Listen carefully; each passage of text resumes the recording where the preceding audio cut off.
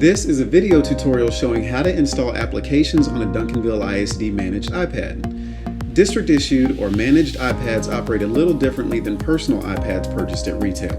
Retail iPads use an Apple App Store and Apple ID to verify app downloads and purchases. On the Duncanville managed devices like this one, users will use the app portal to acquire district-approved applications. For this reason, do not use the Apple App Store. So let's get started. Turn your iPad on and use the home button to access the home screen. It looks like this iPad doesn't have the Zoom app installed on it. I'll verify by swiping through the home screens to make sure.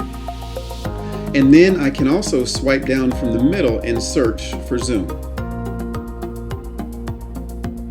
I don't see the app, so now it's time for me to request the app. Locate the app portal by finding the black icon with the red wave flowing across it. When the app portal opens, the starting page should be the apps screen. Approved apps will appear in this list.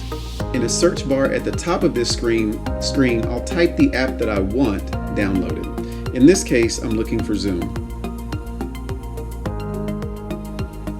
You can hit return and then hide the keyboard.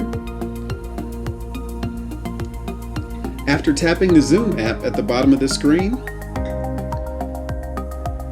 I should have an option to install. Tap install one time. A message should let you know that the request to install has succeeded. You can tap close at this point and return to the home screen.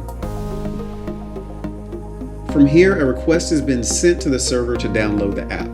Depending on your connection and the traffic, it may take a few moments or minutes to begin downloading. While waiting for the app to begin downloading, resist the urge to tap install again. You may receive an app request error if too many requests are made too quickly. On my device, it took a few minutes to begin.